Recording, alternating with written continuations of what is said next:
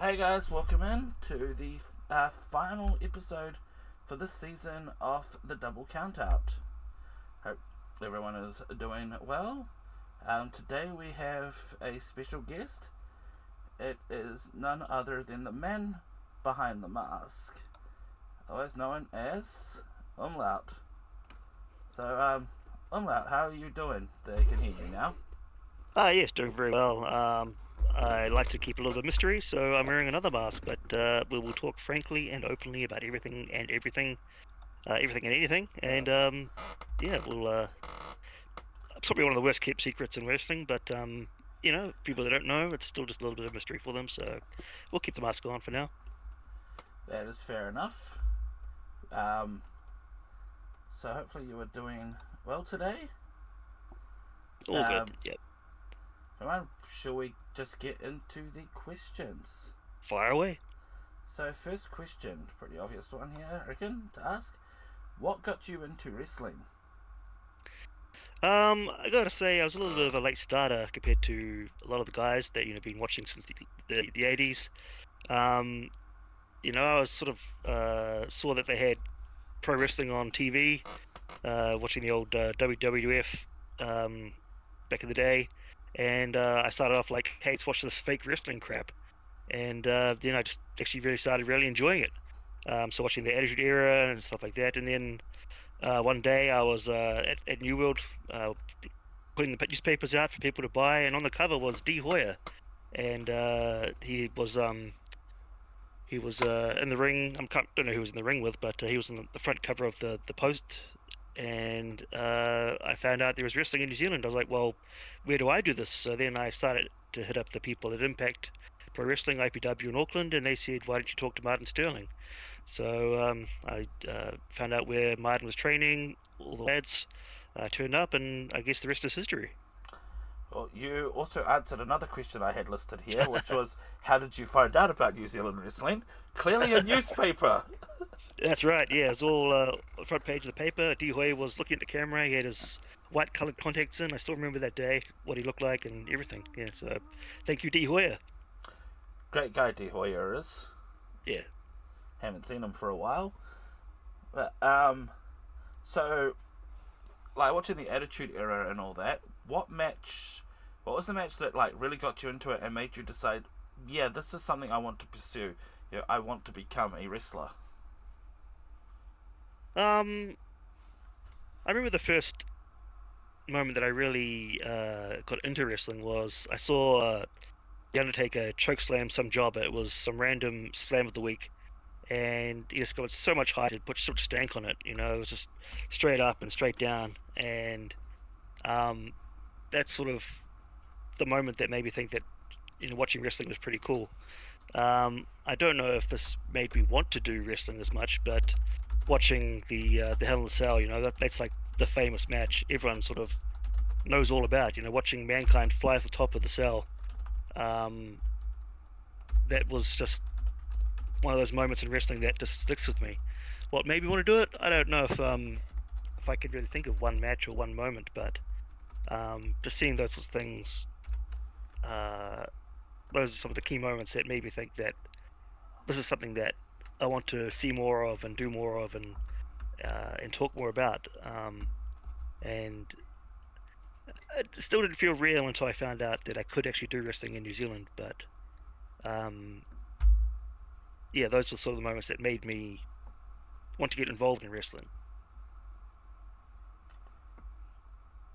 So with your training, that's about like who trained you and how you found the training. Was it like something that was a little bit hard for you at first? Did it come naturally or what? I think I had a little bit of natural talent, not necessarily all wrestling talent, but I had body control and a little bit of martial arts background. Um, and I think I had a good basis in and of myself of being comfortable rolling and taking bumps and flipping. I had sort of a natural ability enough to do that. Like I wasn't going out there and being the best guy in the ring straight out of the bat, but I had um, I had enough natural conditioning and enough natural strength and flexibility and agility and everything like that. Those things are a good basic body control. I think anyone that takes his first bumps is going to find that hard to start with. But there are certain people that may have natural abilities. Um, I like to think of it as being the fire triangle. So some people have the look, and some people have the charisma, and some people have the ability. I think that at the beginning my ability was a certain point. That's probably my greatest strength at that time, and charisma was something that I had enough of at that time, and then ability I had something to work with, something to build on. So I think, um, yeah, having the sort of the natural body control was probably the first thing that really was the most important thing to me to get started. That made things easier to pick up the bumping and rolling and holds and throws and transfers and things. Nice. So you debuted before you were Umlaut. You were Osiris. How did Osiris come about, and how did he evolve into Umlaut? Well, that's a couple of very good questions. Um, I don't know if can you play music or no? I'd have to find some music in there. I can. It also depends how long and. So if you want to put a link in below, I don't know if you can do that, but there was a Yeah, if you send me the link, I can put it in chat here, and I can also put it in so the description when it goes up on YouTube so and Spotify. there's a song called Rosemary's Baby, which was based on the movie of the same name by the Fantomas. And it has this sort of creepy, slow, eerie vibe to it. Mike Patton singing, and it's got a baby crying, and I just felt this vibe from it, and I was like, I need to put on a mask and start creeping people out to this music. It's something that needs to be heard, but it was definitely gave people an eerie feel, um, and it just sort of evolved from there. And then from there, moving on to things like the chain becoming part of it. So I'd just been to see Ghost Rider up in Gisborne, and I saw Ghost Rider playing with his chain, and I was like, this is something that I'd like to incorporate as well. So sort of the slow wrapping of the chain, and you hear it clinking and rattling, and when you pull it tight, you hear that sort of shink sound as well. So Sorry all to adds to the interrupt you for vibe. a sec. What was that song called? Rosemary's Baby. Ah, yeah. Sweet. Yeah, I'm just trying to find it on my phone, and then I can. Because every time I go, because when I went to go find it on the computer, it turned the cameras off on the Oh, screen. So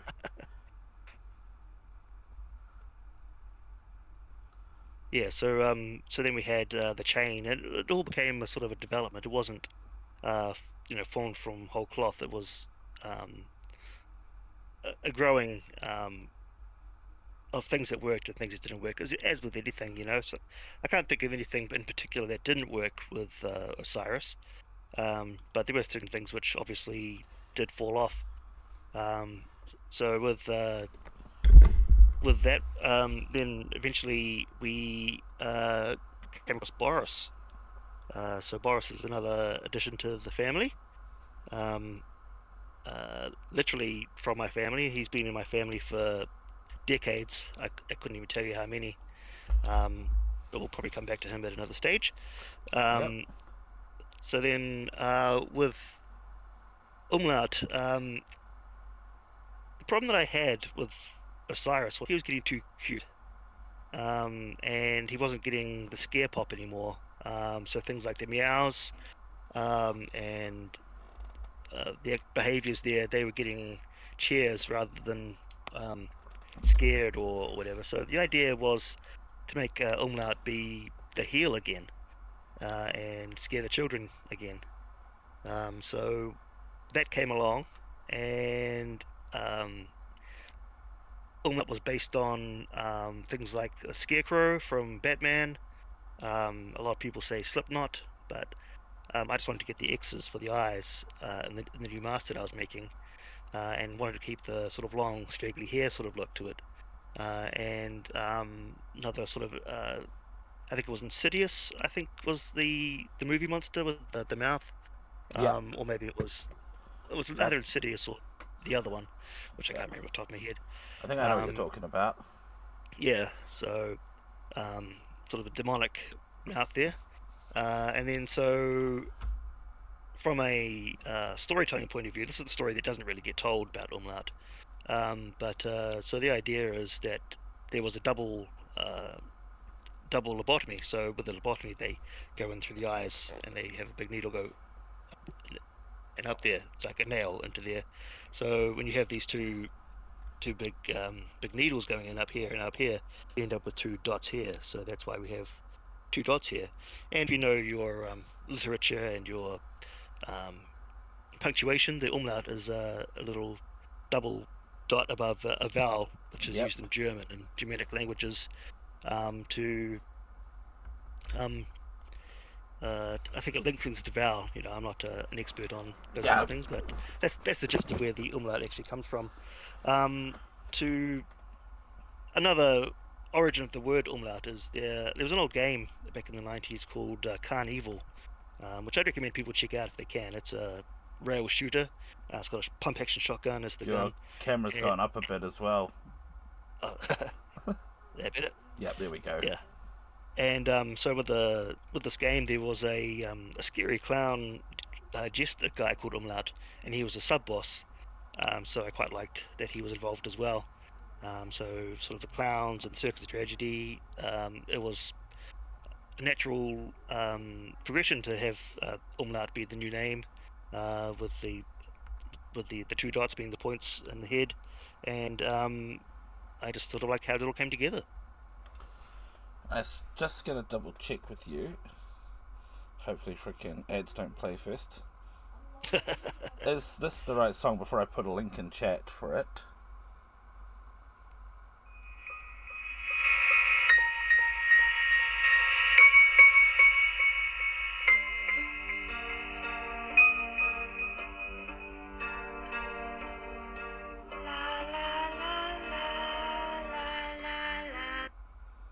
Is that right? I couldn't hear that. Ah, dang it. Well, we'll figure it out after stream, and then we'll Would it put help the. if I put it on my Spotify? Will you be able to hear it? I No, I won't be able to. That's the It'll just be way. from my it'll be from my phone. Ah, So from your phone, I might be able to. Oh wait, are you on Discord on your phone right now, or? no, it's on my laptop. So Ah, yep, sweet. But if you can send me a link, I can put it in chat here. If I can't put it in chat, I'll. can you hear that? Is that what you listened to before? No, I can't hear it either. Well, we'll figure that one out after, even if I've just got to put it in the descriptions in All right. YouTube and Spotify. So, All right. another question I just thought of. This one isn't in my list of questions. Yeah, sure. But Capital Carnage this year, we had the meet and greet before the show started. Yes. Yeah. And Curtis Castlewood was getting your name wrong, and then when we tried to correct him, he called you Omelette. Yes. What was going through your head when he called you Omelette? I mean, it's one of those cheeky little things which you just have to let some people get away with, right? You know, I could. We're all supposed to be nice little faces out there, and so we all had to play nice. But I didn't want to break character and you know, either chase him away or make him stop or correct him. So just sometimes you have to just swallow your pride a little bit and let live. Yeah. I think I ended up correcting him because, well, as Umlaut, you couldn't really correct him. How are you going to correct him? Meow! Exactly. Yeah. So yeah, you just had to let it slide. That's okay. You win this round, Curtis Castlewood. So, the Circus of Tragedy. Tell me about the circus and how it has changed over the years. So the original circus, it was Dreamcatcher and Osiris, and sometimes Peyote came along as well. Peyote is a different story. It was I don't know if we should name drop or not. It was Balthazar in a dress, and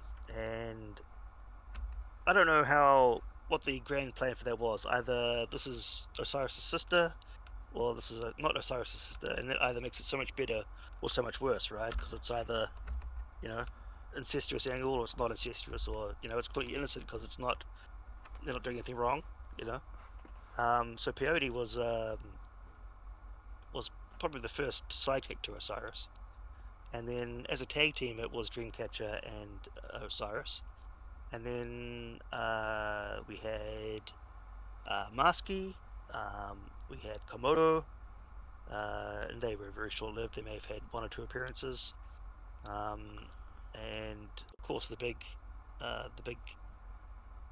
heavy hitter was Axel. So Axel and Osiris had a lot to do with each other. So Axel, Osiris, and Dreamcatcher were sort of the big three, um, and then we've had some Australian influences as well. So I believe some of them are still wrestling. There was Rabies the Clown. There was 13. Um, there was, I think, Natus signed up as well, which of course is Satan backwards, so we won't say that too loudly. And there was a female as well, who I can't remember. Oh, and of course there was a Scravenge, who who joined up and was sort of a big part. So of the core, there was probably Dreamcatcher, Scravenge, Osiris, and Axel. They were the big core, and then occasionally we'd have Tough and Scoov, who were just a couple of gents in morph suits. They made a couple of appearances as well. So yeah, it's quite a wide range. And then yeah, there's still elements of the Circus of Tragedy in Australia, I believe, but I'm not sure if they're still using the name or not. Yeah, I'm happy to have created that, and I don't mind people using the name and continue to use the And name. That's and then there's also Jitters. oh, of course. How do I forget Jitters? Sorry, but that's Jitters and Umlaut rather than the blue team of Circus of Tragedy. So yeah, Yeah, how do I forget Jitters? I was Sorry, going, Jitters. I'm sorry. I was going to wear my Circus of Tragedy T-shirt, but since I Yeah. got it, I gained a lot of weight and it doesn't fit me yet. So I'm gonna wait till I lose all that weight again. But I'm still wearing blue for the circus. That's right. Yeah. Yeah. So I might have some Umlaut t-shirts coming out soon as well. Oh, nice! I'm gonna get some. Yeah. Maybe next show. Christmas is coming up, so get those for Christmas presents for all. Maybe, I don't know. That's the thought. Sweet. So if you could pick one wrestler from anywhere, so any promotion in the world, to join the Circus of Tragedy, who would you choose, and why? From anywhere. Let's think about that. I would love to have the power of the flock. So if I could get Raven to be subservient to me, I think he had a great, he had his own menagerie back in the day with the flock. Yeah. If if he could bring in all of the flock with him, like Perry said, and all those old guys back from, I'm out of touch. I haven't watched wrestling for a long time. So I think back to the '90s and early 2000s when I think of things like that. If I could, like the unhinged Perry said when he was in the flock and he was, lost, and if I could hold sway over people like that as Umlaut, it would take things in a whole different direction. It would be, we would lose the meow, we would lose the cute, we would lose the Boris wouldn't be Boris anymore. Boris would be he would be a terror. Boris would be the king of the circus, and he would rule with an iron fist. Oh. I like to think of things, inspirations, games, movies, cartoons. If you think of the ventriloquist, I think his name is in Batman, and he's got a Scarface ventriloquist doll, and he gives the orders, and he's a real bad guy. That would be Boris. Boris would be ruling with an iron fist. So if we take the power of Raven's flock into the Circus of Tragedy, make Boris King criminal mastermind, Boris. King Boris, yeah, and he'd be ruling this place, It's not necessarily an angle I'd want to go down, and it doesn't really answer your question, but I think it gives an answer. It gives an answer. Your one person was Raven, but then Raven's bringing his entire flock with him. Yeah, so I would be co-opting the circus via Raven. Sorry, the flock via Raven into the circus. Yeah. I don't know how that. So you're saying Bit of a before loophole. about like your inspirations from like cartoons and stuff like that. What have been some of your biggest inspirations towards like the characters and like character work and all that? I think Mankind is obviously a big influence. And El Snow. I think I like the Misfits that they don't really fit in everywhere. A lot of people will tell you that wrestling is a three-ring circus. You got the strong man, you got the pretty boy, and you got the clowns. So the people that, they aren't the pretty boy, they aren't the strong boy, they aren't the people that fit in. They're the people that are on the fringes, the people that don't really belong, but they want to make a place for themselves. So I think Scarecrow as part of the look. So Justice 2 is a transition with Scarecrow where he's shown in full screen. He's got his tattered rags and his fear gas and things like that. And that was a big influence on the look of Umlaut. The mask was just something I just wanted to do. A lot of people say Slipknot, but I suppose there's Slipknot involved, but it's not really what I was going for. I don't know that I was going for anything as such. I'll be the first person to say that my creativity outstrips my ability. Like I have an idea, and I make my best attempt, and it may not be what it's intended to be, but sometimes the homemadeness of it works for Umlaut in some ways, which may not work for a more serious wrestler, but for Umlaut it works because he is dragged through the dirt. He's burned and scarred and tattered, and I think that's a way that has come through. Like he's been through a lot of shit to get where he's been, if I can say that. Yeah, you're allowed to swear on this podcast. You can drop F-bombs if you want or anything. Well, I don't think it'll come to that. But, yeah, I'm just saying we're not PG. Yeah, so I think... Hey, Bear? Oh, good. So, yeah, it's a lot of influences. I'd say perhaps less influences in this life of mine, but some other influences in other stories we could tell perhaps in the future, if you get my drift. Yep. Worst kept secrets and all. Yep. But yeah. So another one. Sorry, you another continue. influence we have is is for Boris. As you Rex Lions would know. Are we going to tell the story? Like, are we going to break kayfabe on this one? Yeah, we can do that. All right. So Rex Lyons, of course, is the voice of Boris. I don't know who knows that. Have you told anyone that before? I have, but I think I can't remember if I've said on the podcast on that. But how do I put this? Hello there, it's your old pal Boris. Yeah. So for Boris, I wanted some things like the Kano and the Penguin, those sorts of influences for his voice as well. Sort of a little bit posh, but also a little bit cockney, a little bit cheeky. yeah, so that's sort of those influences came in as well. Sweet. So that was going to be my next question. Tell me about Boris. And I've also got something to say about recording Boris's voice in that after this. But yeah, tell me about Boris. Like, you said he's been in your family for decades. What's your earliest memory of Boris, and like how did you get him involved with the whole wrestling and that character aspect and stuff? So Boris, my sister would say that Boris's name is Felicity. My name is not Felicity. Felicity used to have eyes, and somehow between myself and my brother, Felicity no longer has eyes. I don't know how or where or why, but Felicity no longer has eyes.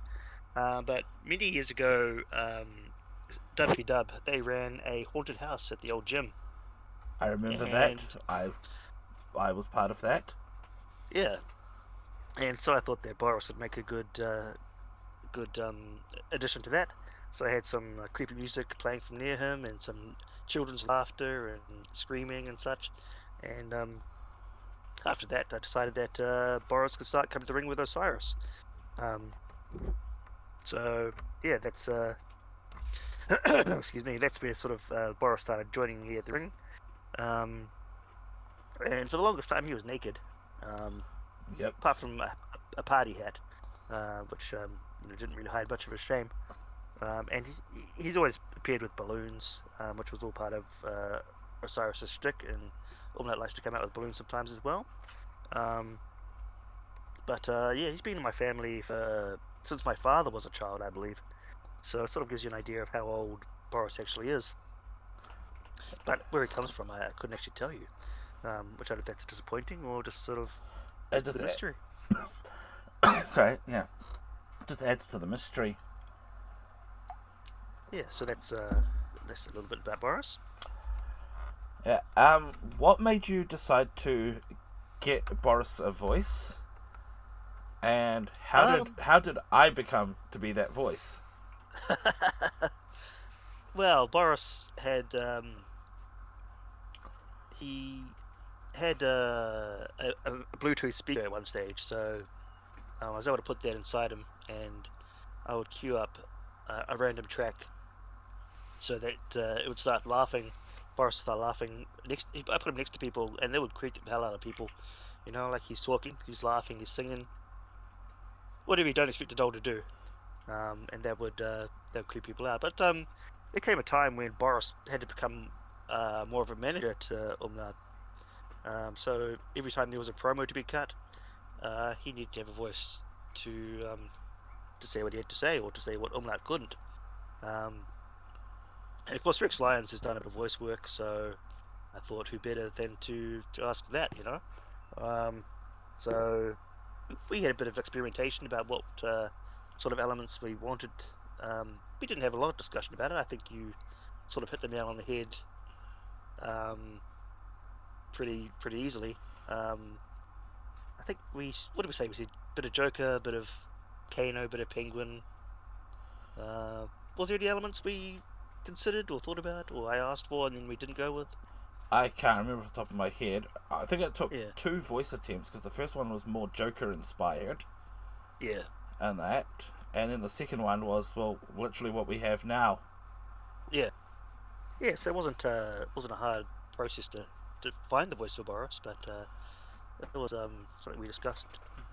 Yeah, although Boris doesn't seem to talk much at the moment these days. Well, I haven't had a lot of in-ring work. I've been mostly doing rumbles, which I don't really need to cut promos for. Yeah. Sadly. Yeah. But we'll see what happens. What we booked for in the next match. Maybe we'll need a promo cut. It was fun to get back into doing Boris's voice for the promo video for this podcast. Yes. But so I'll be honest, I've enjoyed doing all the voiceover work I've done for Boris, but there was one, because you never give me a script, you just give me a base on what you want, and I got the message of what it was, and I'm just like, oh god, no. It was sing a few lines of Baby Shark, and they mentioned how no one is meant to see your costume till Halloween. And I think this is before my niece got into Baby Shark, and I was trying to avoid it as much as possible. I get that. I'm like, motherfucker. It's like getting rickrolled. Oh yes, I would rather have got rickrolled. I would rather have had Boris going, "Never gonna give you up, never gonna let you down." But I still remember the exact lines I said for that. It was of course the whole "Baby Shark do do do do do" for a few lines, and then, "Oi, nobody's meant to see my costume till Halloween." Yeah, of course he had a wee shark costume, which Does he still have he that? still wears. Yeah, still around somewhere. Yeah, it's actually a I think it was a dog costume that I decided would fit him just fine. So, yeah. Oh, nice. So what? if you ever need a baby shark, well, there's a lad. Yep. One thing that would be fun to do at some point, if we could ever find a way, is a live Boris. Yeah, I mean, there's all sorts of circumstances which, ifs and buts, and depends what you want to get out of it, having a live Boris. Yeah. If you expect him to walk around, well, that's probably a stretch too far. But Yeah, but I was thinking more a in-ring segment of him talking, or it's just how would we do that? That was the question. I think that's for us to decide and everyone else to find out. That's not a not a public discussion. You don't want to see how they make the sausage. Exactly. Yeah, it wasn't more a general question. It was like a general statement, like how. Yeah.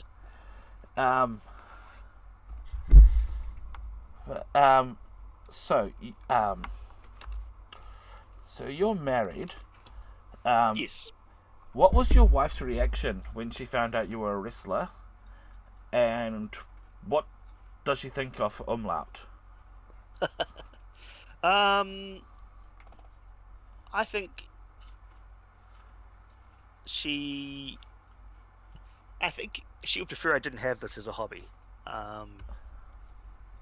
Especially since it takes me away from the family at times. So I think before I had a kid, it was probably easier for me to have wrestling as a hobby. So, I've probably been noticeably absent, perhaps, from CPW lately. I think I've only wrestled once this year. Oh no, I wrestled twice this year. Twice? The Carnage Rumble, and when was the other time? Parmageddon. Ah, yeah. Yeah, I wasn't there. So I jerked the curtain at Armageddon in Palmy, which was a decent show, well received. Beat Ray Gunn, so maybe put that on my resume. Beat Ray Gunn in a singles match when he was still champ of Unified, I might add. So unfortunately, didn't transfer at that time. My wife, I think she rolls her eyes a little bit. She's like, well, for better or worse, richer or poorer, sickness and health, masked and unmasked, this is the way it is. So of course we had Boris, and we don't normally talk about Boris's partner Betty. So I guess you could say that my wife clearly showed her acceptance when she was traveling and found Boris's counterpart, which was very much the same model as Boris, in a second-hand shop, and I don't know what she paid for Betty, but so now we have Boris and Betty together forever. We've got a nice little wedding dress. So he's wearing his wedding suit, and Betty is wearing her wedding dress, and they sit together quite nicely. And we'll post up a photo for that a bit later, I guess. Yep, I can do that. Yeah, so we got Boris and Betty, and they danced at my wedding with Mrs. Bogan Jesus, and I think I had Betty, and she had Boris, and there's a video out there of everyone dancing at the wedding. So Yep, I've seen that video. yeah, so we all had a great time. So I guess my wife definitely had to accept Boris, and she in Boris she has taken on wholeheartedly. Wrestling, she would prefer if I gave it a rest, had a retirement, but I think I've still got a bit of time left in me before I have to fully call it quits. Sweet. So with all the members of Circus of Tragedy and that, past and present, if you could have a match involving all the members, so Circus of Tragedy versus Circus of Tragedy, who would you have in your team, and who would you have in the other team? Let's make it a 6-man. 6-man? Okay, that's easy. It would definitely be Umlaut, Axel, and Jitters. That's where we've had the most in-ring chemistry. Dreamcatcher, I think if we are playing it straight, that'd be the strongest team. Dreamcatcher is he is a slippery character. So he would. He is. He would. He wouldn't be the strongest competitor, but he would need to be kept on a tight leash. So he's a bit of a wild card, He could go either way with his in-ring performance versus his outside the ring antics. He could be the side effector for the other team. I think Scravenge would be the other side. And who do we have left?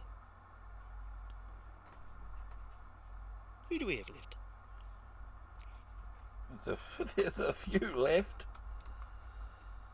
But I'm trying to think of someone who Let's see. had a bigger role. Off the top of my head, we're being not about big roles, but we've got Tough, Scoove, Peyote, the Australians. Who else? I think we put Tough and or Scoove. That could be a twofer. Tricks, yeah, they pretty much look exactly the same, so you could do the freaking twin magic. Yeah. Yeah, so I think if we had Dreamcatcher, we would like to have Dreamcatcher as manager for us, and then have Tough and Scoove as the and Scravenge Yeah, that on the would. other side. That would be a winning combination against most teams, I reckon. A circus versus circus match. Yeah.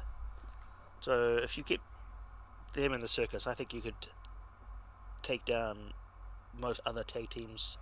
But if you put whoever else is left in the circus against those three of us, I think we would we'd steamroll them really.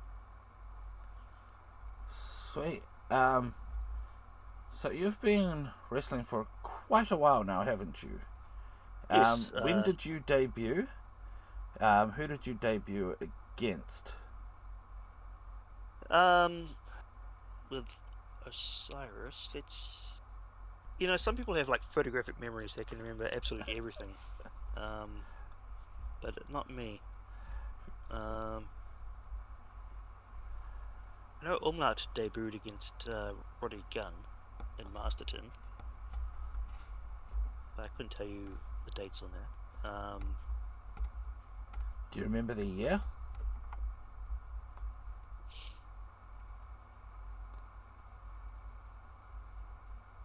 We did J debut. Do you recall that? Do you have that there? Not on top of my head. Would have been that year anyway. It was the day before Jay's 40th birthday. He did mention that on the podcast. So Can we out him how old he is? I can't remember how old he is, but that gives you an idea. But when was your first official match? As Osiris? What year?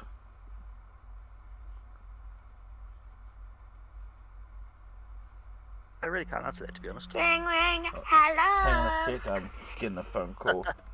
Yeah,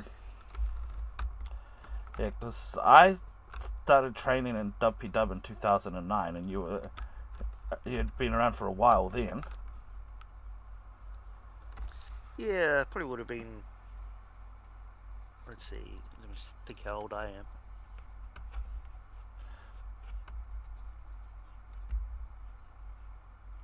It could have been 19 years ago, perhaps, that Osiris debuted. Maybe. So coming up 2 decades? Yeah. Nice. I'm guessing you won't be able to remember what was going through your mind that long ago. I mean, the song was sort of the big driver for me. Getting that song and having the slow, methodical movements and scaring children. It's people talk about what makes them or motivates them, but scaring children was a big thing that I kind of wanted to do, like be this unsettling, monstrous sort of presence that people would shy away from, and that would be natural heat. Some people, a saying that I heard recently, a month or two ago, is that art should settle the discomforted and discomfort the settled. I like that saying. So that was what I wanted to be. That was the art that I wanted to bring.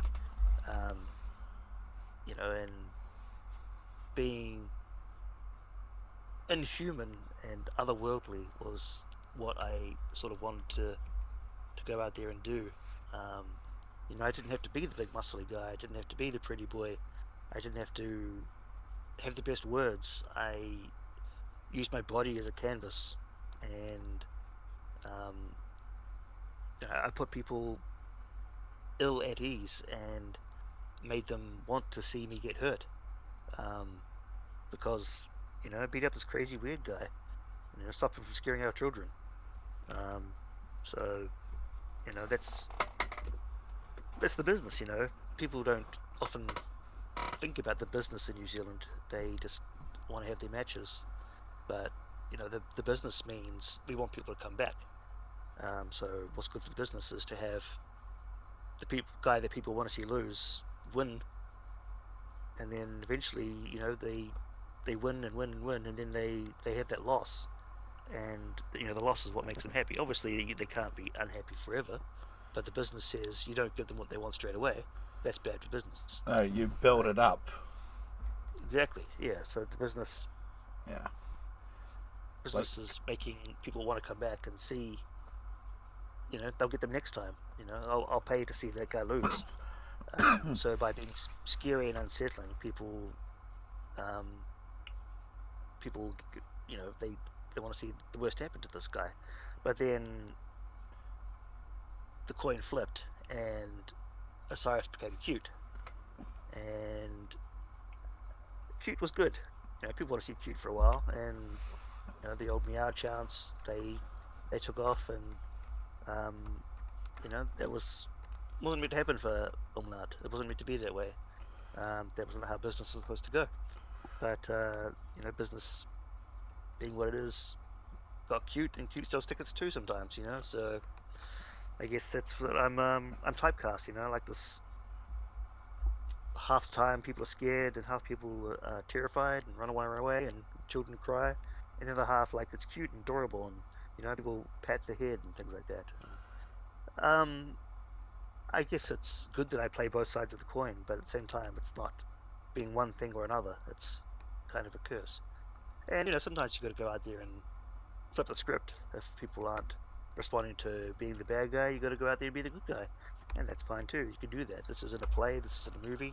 This isn't set in stone. We can do what we feel at the time, and that's what I like about wrestling. You can do what you feel. You can can hold a little bit longer. You know, like you put some stank on it. You know, the ref says 1, 2, 3, 4, break the hold. You know, like you obey the rules as much as you want to obey the rules. You know, you want to be the good guy.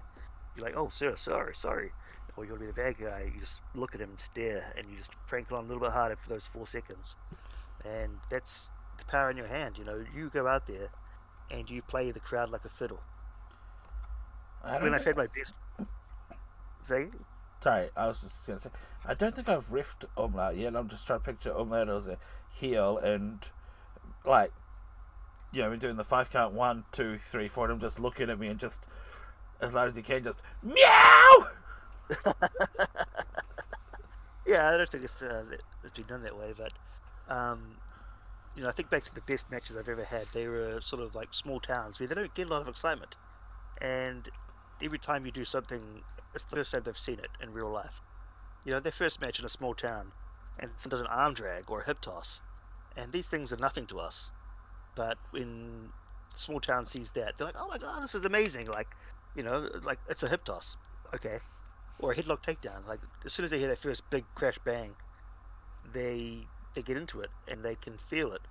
And when I've had those matches that I was just playing the crowd like a fiddle, like everything I did, you know, even just like I did a move and then clap, clap, clap, clap, clap, clap, clap, clap, clap, clap, and the crowd they eat it up, you know, and that is for me the best thing in wrestling is when the crowd is eating up, like eating out of your hand.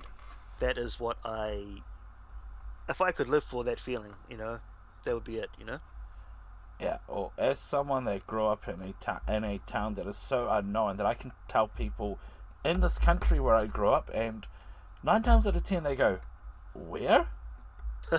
And that I know, you know, when you get something like that and that excitement and that, and it's something like we've watched on TV and that never seen live, and we see like a hip toss or something, it's something we recognise, and we're like, "Oh shit, we actually get to watch this live." Yeah. But yeah, I mean, I don't mind saying the name of the town I grew up in. I don't live there now. But yeah, I grew up in a little town called Featherston. The gateway to the Wairarapa. Yep. Town that, yep, you know where it is. But yeah. Yeah, well, I remember driving through there, obviously my way to somewhere else, but as a kid we would head north over the Rimatuckers and then stop at Featherston for an ice cream, perhaps, if we're lucky. Probably at the Kyoto Dairy. Yeah, I imagine so. Yep. One thing I missed from the Kyoto Dairy back in the day was they had a 7-scoop ice cream. I certainly never had that. Yeah. And yeah, well, might have got 2 of us lucky. To go to Masterton and then do the shows in Masterton you've done, you would have had to have gone through Featherston. Unless you went up the long way, up State Highway 1, back, you know, through Palmerston North and back down, which going over the Rimatucker Hill and through Featherston would be a lot quicker. Yeah, definitely. Yeah. We're not trying to avoid Featherston by any means. I was there yesterday. Wait, no, I've asked that question. Sorry. As I'm asking questions and that are on my list, I'm deleting them so I don't ask them again. Which, I'm nearly out of questions on this list, but I've also asked a whole bunch that weren't on the list, so I'll probably think of more too. So, who have you not faced yet, like from the current New Zealand roster, anywhere in New Zealand, that you would love to face? Can be more than one person.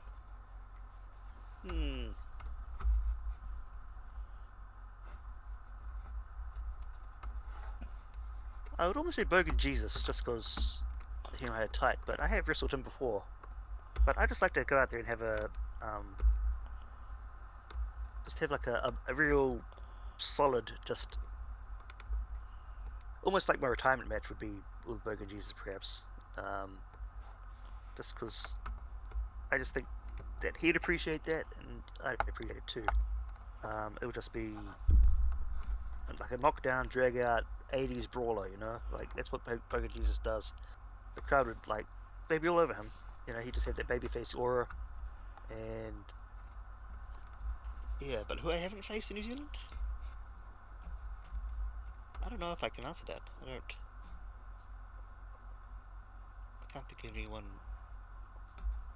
off the top of my head that strikes me as someone that I have to have another match with, or have to have a match with So there's before I go out. no one you can think of? No, I mean, I'm just sort of just happy to be booked. So basically, anyone that they put you against, you're like, sweet. Yeah. You got no one on your bucket list? No, I think all my buckets have been ticked, more or less. Yeah,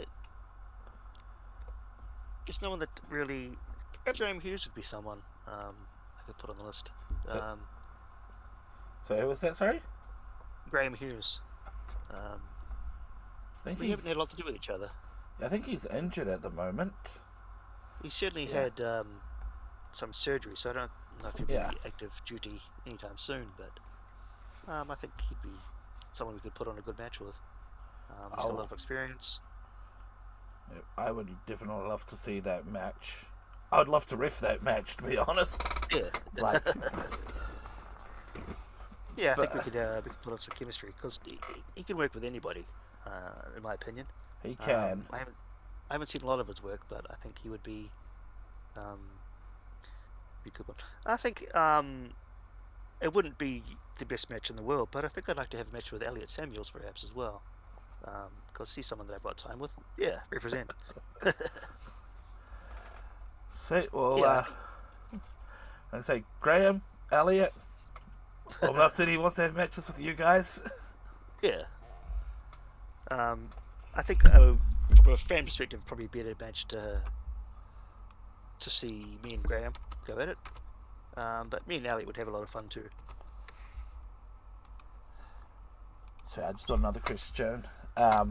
With Umlaut and the meowing, how did the meowing come about? Were you thinking like different animal sounds and just came up with the meowing? Also, why? How and why? Well, that's why Umlaut used to wear a duck mask. Osiris used to wear a duck mask because he was a cat.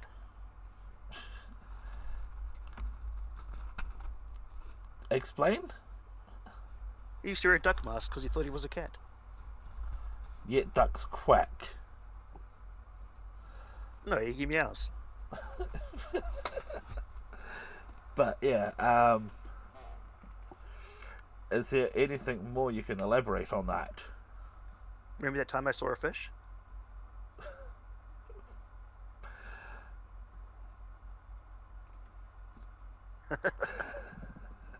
Sometimes weirdness is fun for the sake of weirdness. I like to confuse or make people uneasy, back to the art discomforting and settling and unsettling. And a lot of things. Umlaut and Osiris just are a big cat, like grabbing the hand and getting pats. Your cat would do that if they could, They just don't have the hands to make you pat. So they have to do it in other ways, like, biting or patting or pawing, saying, give me pats.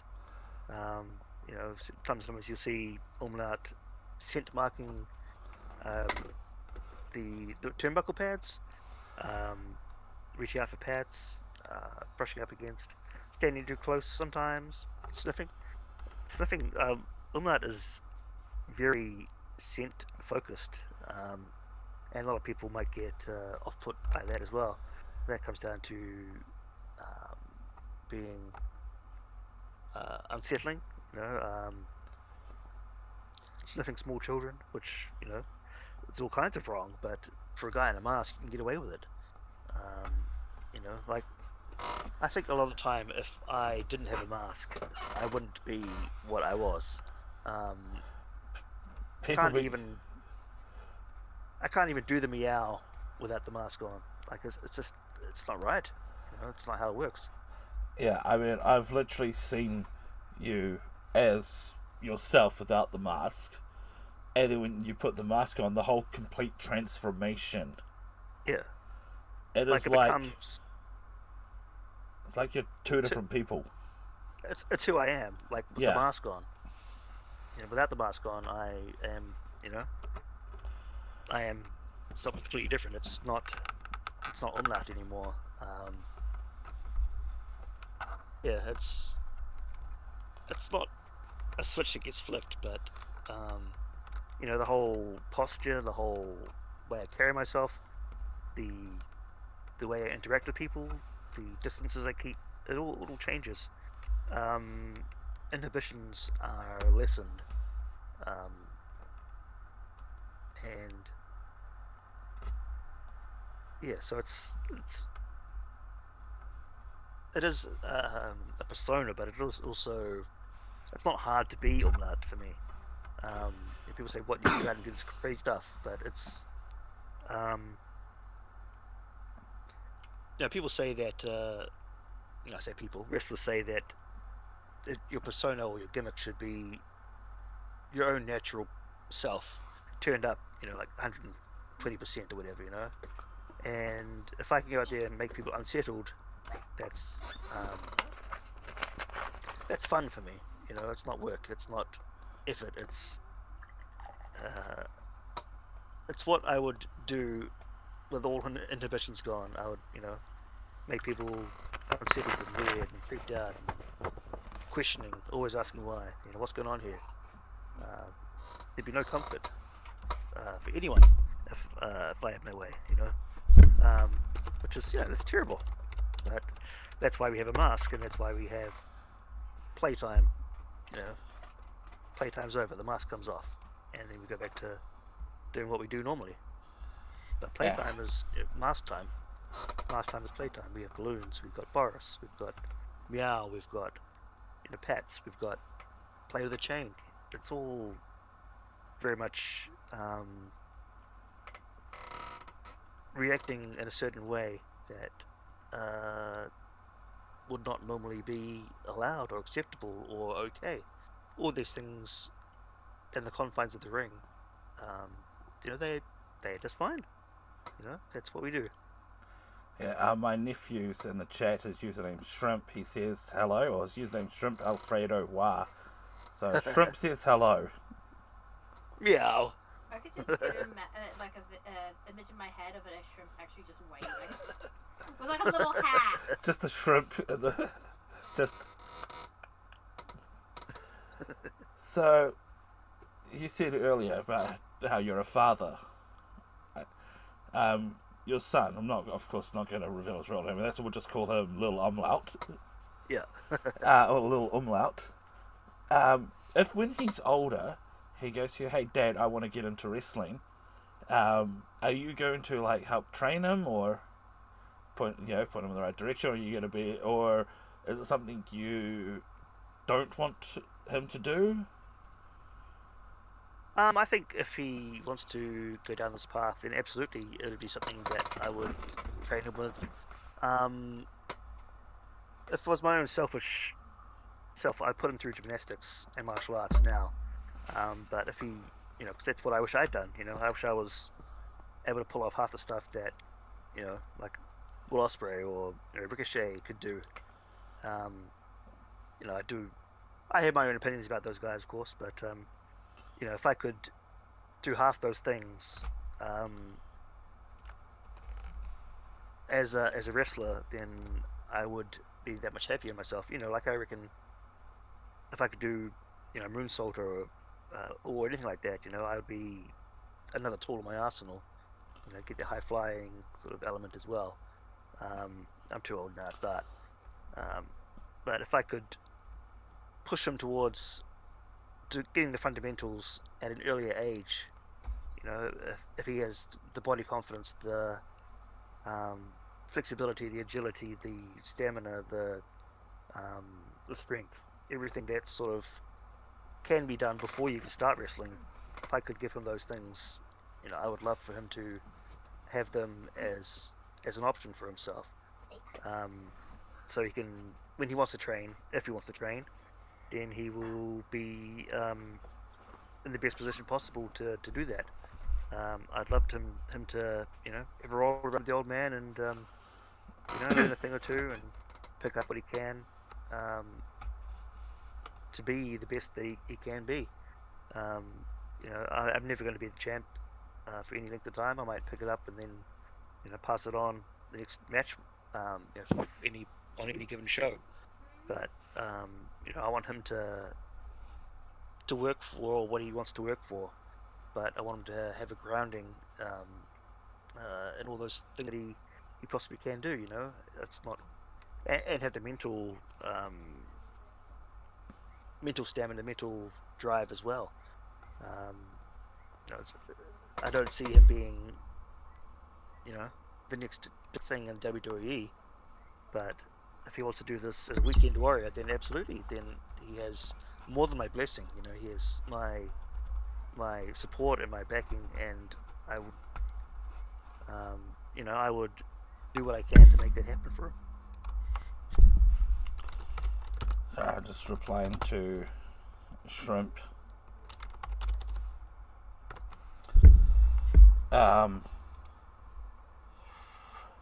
So your family, your brothers, sister, parents, and all that, plus your close friends, when they found out that you were going to become a wrestler, how did they react?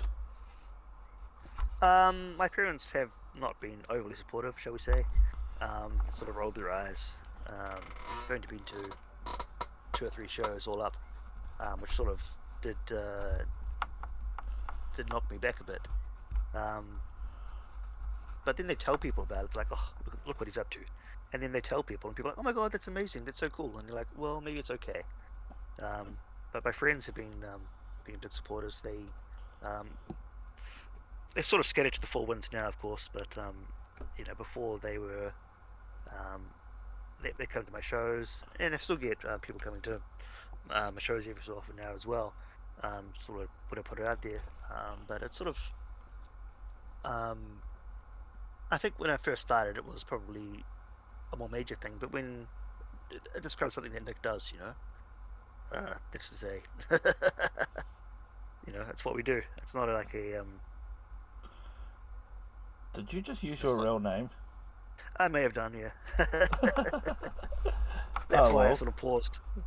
Yeah, I've done that before, use my real name, or someone's used my real name, I'm like, oh. But yeah, such is life. But so before you've been wrestling for what? But roughly about 19 years. Are there any match types that you haven't wrestled yet that you would love to wrestle if given the opportunity? I think a bull rope match would be one, or a dog chain or something similar to that. I think hardcore is something which could be fun, but I could also take and leave. I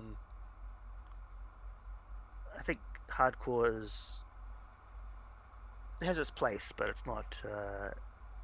It is a bit overly done, not something I'd be too. I don't have a hard on for it, but I'd do it if that's what I was booked for. And I got to do a ladder match with Unified Championship Wrestling. That was good. So that's something that I could tick off my boxes. I would possibly like to do one of those again. But I think a bull rope match or dog rope match or dog collar match, something like that would be something I'd be keen to do. I think there's elements and spots that I've got in my head already that I'd like to do, and if I can get them out in the world, and see how they work for themselves, then I think that'd be something I'd be keen for. So, so are you keeping up with the current New Zealand scene? And if so, who would you put as your top 5 New Zealand wrestlers for people to watch out for? Can't really say I'm too involved in the New Zealand scene. I have a few matches down south and a few matches in the Wellington area. Or the ones that you've worked with, then? I think I could see a lot of potential for Kawa Cooper.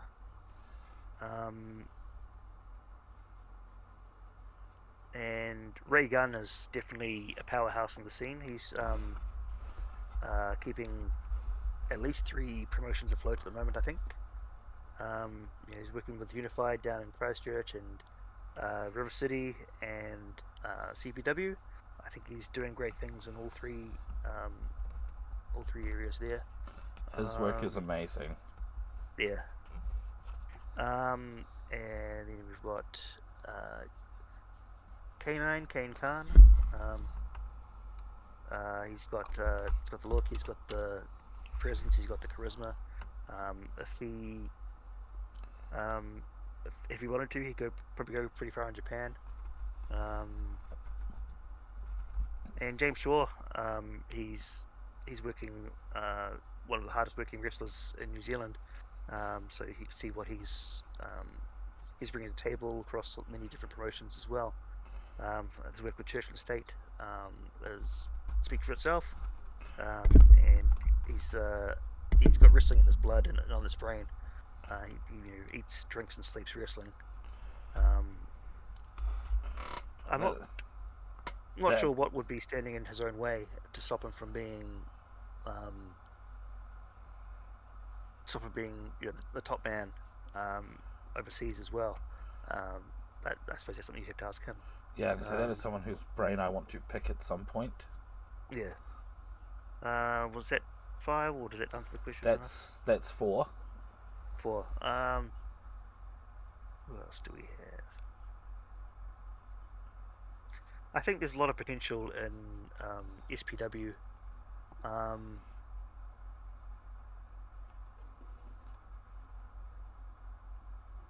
mean, you could pick Marcus Cool or Cool Guy Sky or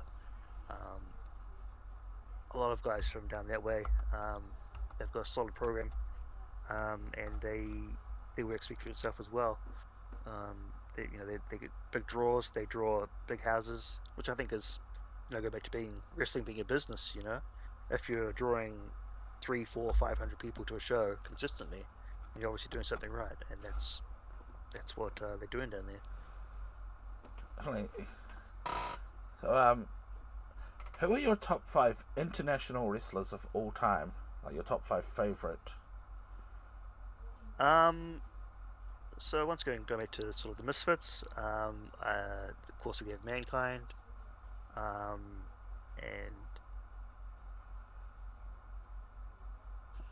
who else do we have?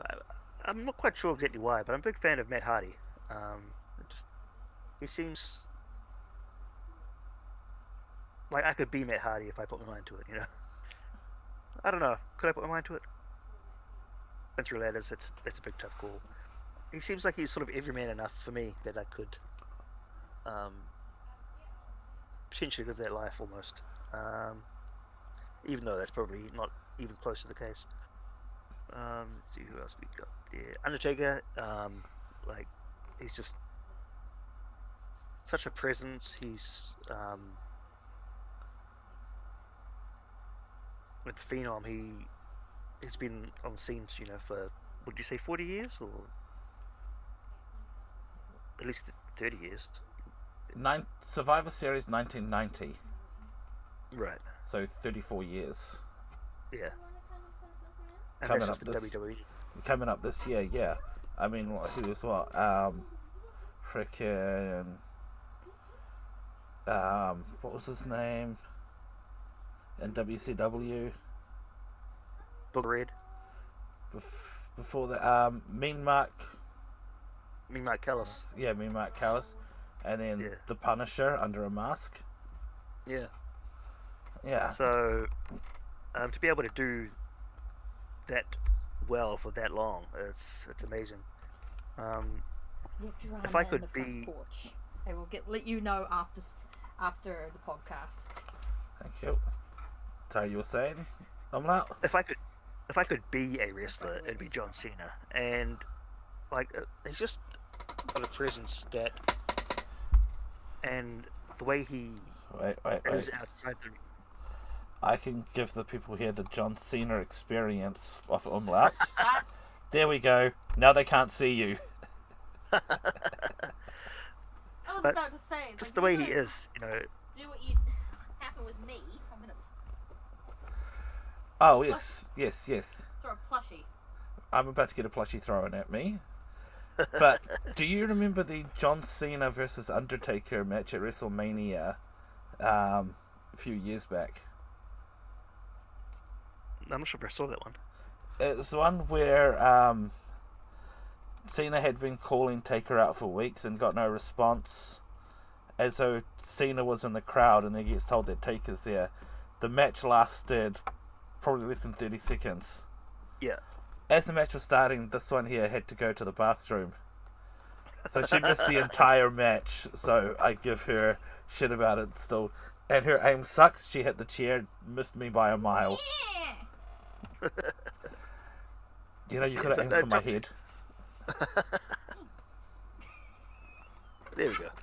There we go.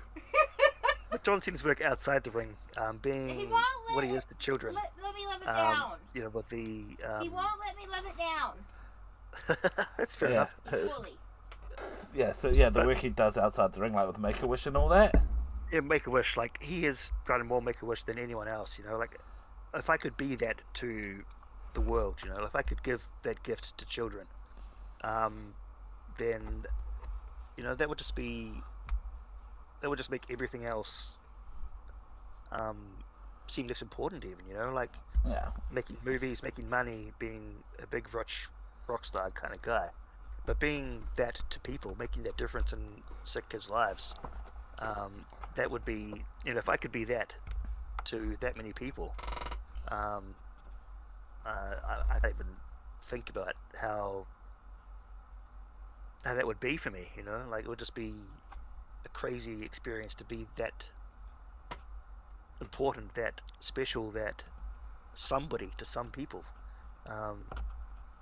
and you know that's why John Cena's up there for me. You know, like Super Cena's one thing, but you know, like being there for those kids, that's something that money can't buy. That would just be amazing for me. Sorry, you saying Super Cena just made me think. Have you played WWE 2K23? No, no. One of the characters you can unlock is Super Cena, and it's literally an invisible John Cena. All you can see is his ring gear. Yeah, now, I'm not sure if that was 4 or 5. So what we had: Mankind, Undertaker, Cena. I thought there was Okay. someone else. There was another one. I'm pretty sure. I just can't remember who. Or was it only? Undertaker. No. There was That's it. Mankind or Foley. Oh, Jeff Hardy. Jeff Sorry, Hardy. That's right. Matt Yeah, Matt Hardy. So yeah. So is there one more? One more. I think Triple H has done a lot with all the Vince McMahon hullabaloo lately, and Triple H has stepped in and taken over. He's revamped everything that was not so well with WWE. I think he's turned it all around.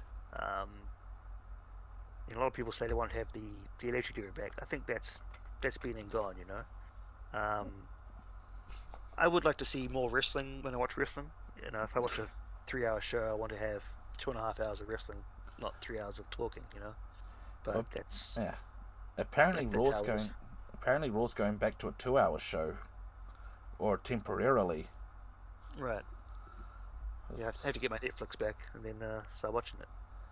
But yeah, Triple H, you know, he hasn't always been the guy in wrestling, but he's played the game very well, no pun intended.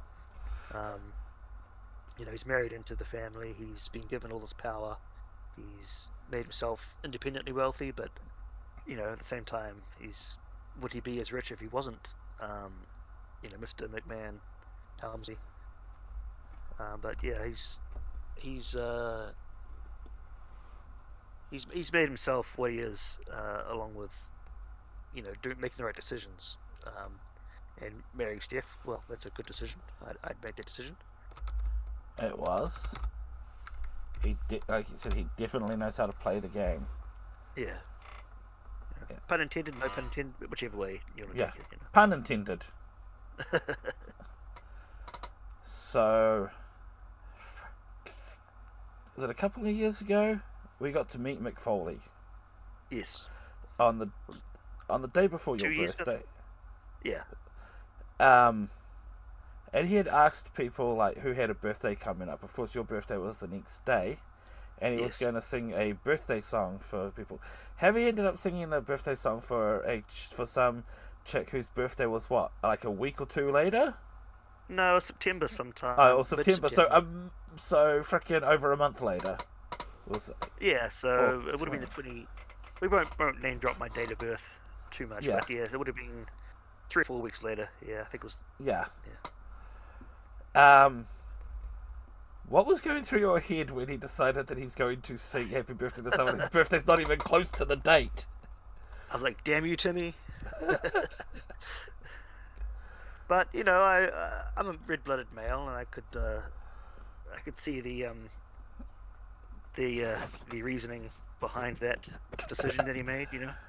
Yep, her outfit left little to the imagination. Yeah, so if you're out there, Timmy, you know, you owe me a birthday song, maybe even a dance. Yeah, but do you still have like your signed stuff from Mick Foley? And I didn't actually get anything signed from him. Didn't you? Did no, you get a photo? I got a photo, yeah. But, so that's on Facebook there. Did you get the poster? No, did I? I think maybe I had the poster somewhere. But I actually had a Bang Bang T-shirt I bought from High Spots that was already signed. That was probably 10 years ago. So I already had the T-shirt before I even went to the show. So I guess I won that round, you know. Yeah. Probably cost me half as much as the actual show one. Or actually, no. I did get some Funkos signed. So yeah, I did get those signed.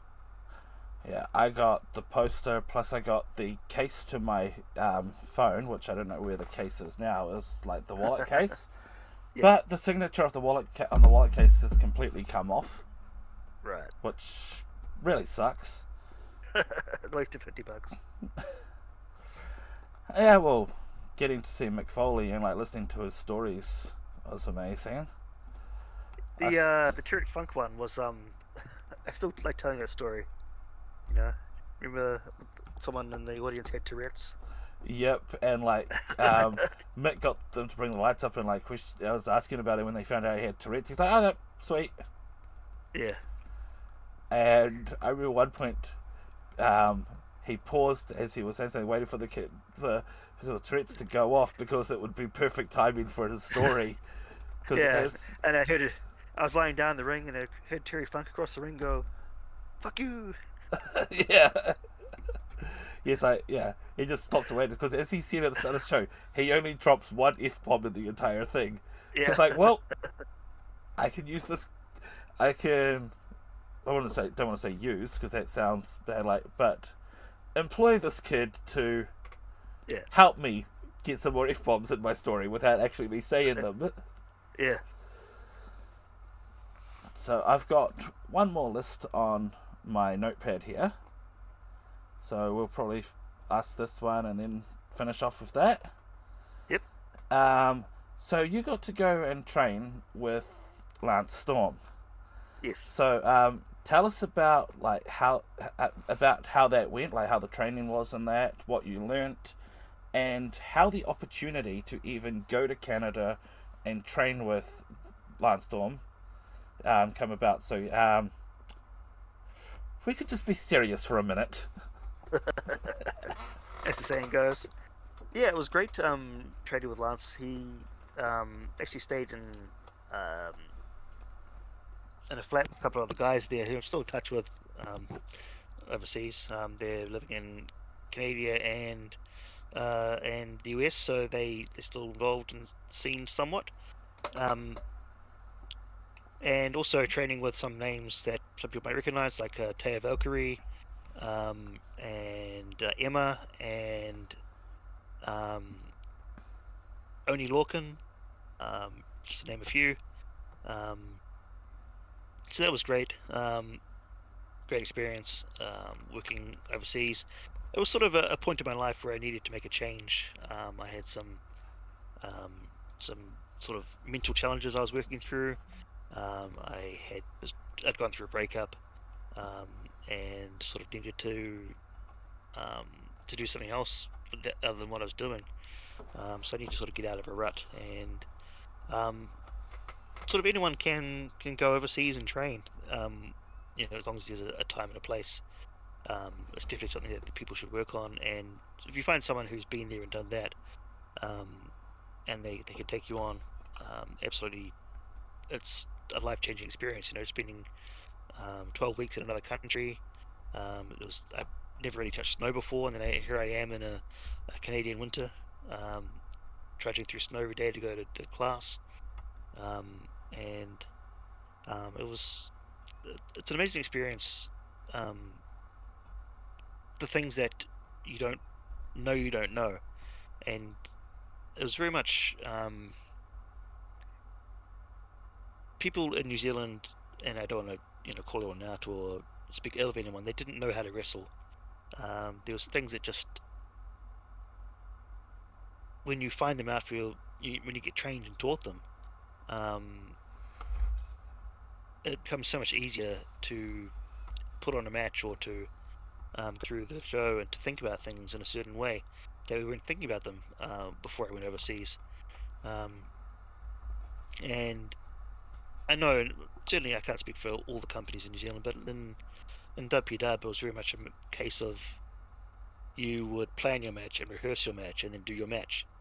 Whereas Lance Storm says if I have a pass fail sort of basis for people that do my training course, it would be if I say you and you go out there and have a 10-minute match and then you can just work on the fly. That would be his pass fail. So if you can't go out there and hold your own, just calling it on the fly for 5 or 10 minutes, then Lance would say, "Well, you're not fit to wrestle, or you're not going to pass my course." Um, so there wasn't a pass fail, but obviously, everyone that came out of there was able to do that by the end of it. That was what he wanted to to be able to do. So that was sort of one of the big things, like being able to just go out there and do a match without too much forethought or whatever. You have enough experience and body positioning or body feel that you can see what someone's doing, and you can go with it. You can talk it through, and you can see what's coming next, and you can, say, give them a whip, and then say, watch the clothesline, and then front ankle drop down or whatever, and then sort of both know what's happening. You can talk it through on the fly. You can stop and you can make a break for yourself and not have to work hard. You work smart. All these things weren't necessarily being done in New Zealand before I went overseas, or at least in WPW. So occasionally we'd have people that would come from outside and they would give us these ideas and these seminars and have chats about these things. But being immersed in it for a 12-week period, it gives you a different feel of things, and there's some bad habits which need to be broken as well. And when you do it that long for um, working through being trained by someone who's been there and done that for that long, you have to break those habits. You can't just keep doing what you're doing. Martin Sterling used to have a saying, keep doing what you're doing, keep getting what you're getting. Well, if we try and make changes, then the good things will happen. Yeah, if you don't try to change things and improve on things, you're never going to get anywhere. Yeah, exactly. Yeah. Yeah, but how did the opportunity to go over to Canada and that come about? You just need to apply. Really, it's I think he's retired now from the training business.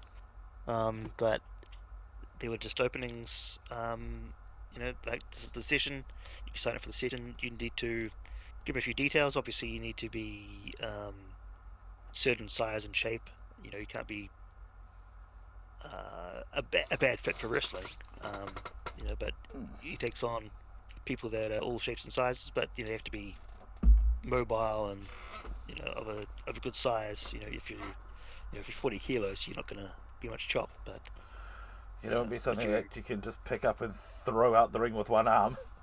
yeah, you got to be like a realistic fit for wrestling, and got to be physically able or capable to a degree. But there's no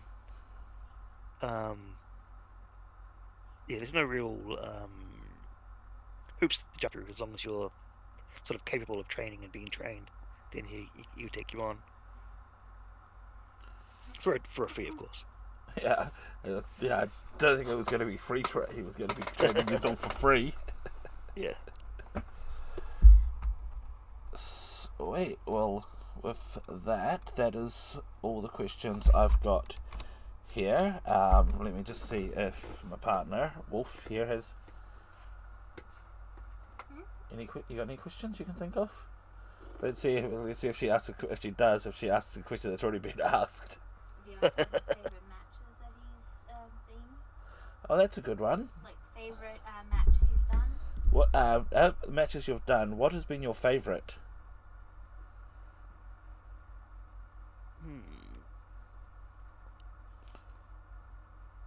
Also, if anyone in chat has any questions before we end. I think the ladder match I had in Christchurch is probably one of my favourites.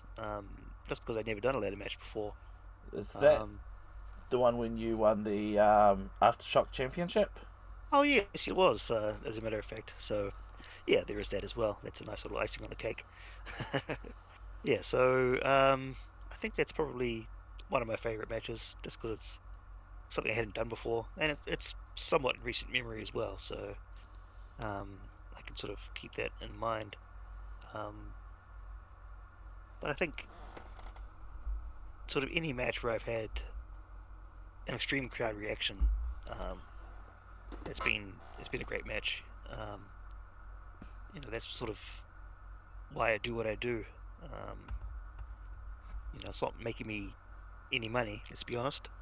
But it is what fills my tank is to get people reacting to what picking up what I'm putting down. Yeah, you love to entertain the people. Yeah. On that. Sweet. Well, I'll take this opportunity now to thank you for coming out to the podcast. My pleasure. This is the season finale. Only 7 episodes this season because, well, I've been sick a couple of times. My co-host had to pull out. My co-host currently is on hiatus. He'll be back eventually when he can make it back. But yeah, thank you for joining us, Umlaut. My pleasure, and hope some people learn some things. Yeah, and thank you for tuning in to those that tuned in. I will be back in February. I will announce at some point, probably near the end of January, who our guest is for episode 1 of season 2. But until then, take care everyone, and I will see you in the new year for the podcast. Now, for those that are here live,